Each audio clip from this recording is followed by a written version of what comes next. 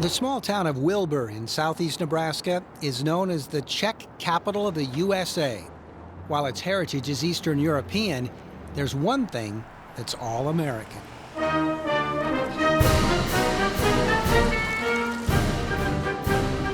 Les Vilde is a portrait of patriotism, from the star-spangled hat on his head right down to his red and white striped pants. His white beard completes the Uncle Sam look he's perfected, which is the perfect look for a politician. Yes, Les has run for President of the United States 4 times. The fact that he never wins or even gets more than a handful of votes doesn't bother him. Okay, well, I didn't get this one. Let's start. Let's come up with something new. Let's run again for the next 4 years. He's never really not running for president. Why does he do it? Because you couldn't do any worse. It's my campaign slogan. I've been using it ever since I started running for president in 2007. Get more with less, because you couldn't do any worse. You can't accuse Les of not telling the truth. He even refuses to make campaign promises to voters.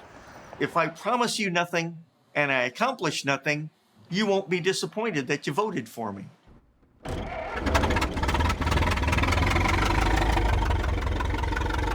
Transportation is one issue that brings attention for Les.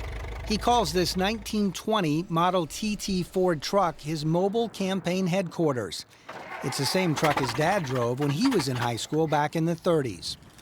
Everyone knows when this candidate pulls into town. Oh, the looks I get, oh my goodness, is more of pointing. Look at that! But I'm not sure if they're pointing at me or they're pointing at the truck. But I guess we're a group package, so it doesn't really matter.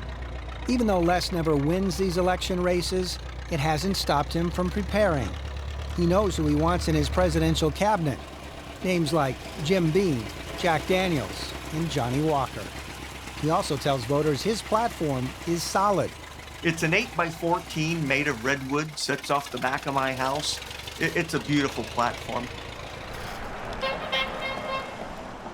Even if Les never wins an election, and he most assuredly won't, he will still be remembered thanks to the Les Vilde Presidential Museum and Library, which is already built right off the highway in Wilbur. Some people think it looks like an outhouse. I say it's all in the eyes of the beholder. It's a 2-story structure.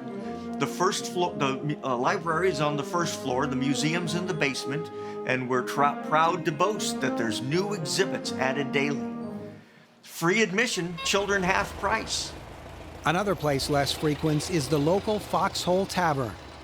Beer party supporters, hey, how's it going? The beer in this beer party actually stands for the group's mascot, a biologically engineered cross between a bear and a deer. At least that's what they say it stands for. Les usually buys the rounds. His campaign supporters take up an entire table in the back. And no matter the year and no matter the opponent, they know how the race will end. I would put Les's chances at less and less. Yet it's not so much about the winning and losing with Les. They see him as someone who's not just a local character, but a candidate with character. I guess I'd say there is so much hate in this world anymore, and I could not tell you one person that hates Les or one person Les would hate. He is just an awesome guy, awesome guy. Bravo, bravo, bravo.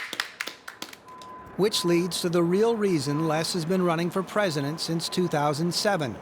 It's about a different campaign, one to encourage us to use politics to bring the country together instead of tearing us apart. Because I see a lot of the conflict. Maybe hatred is too strong of a word, but it's I don't know. It seems that when people are having a good time, things seem to fall into place. It's going to work out better than when they're fighting, when they're conflict. So, yeah, put that smile on their face. That smile is the only campaign promise Les knows he can deliver.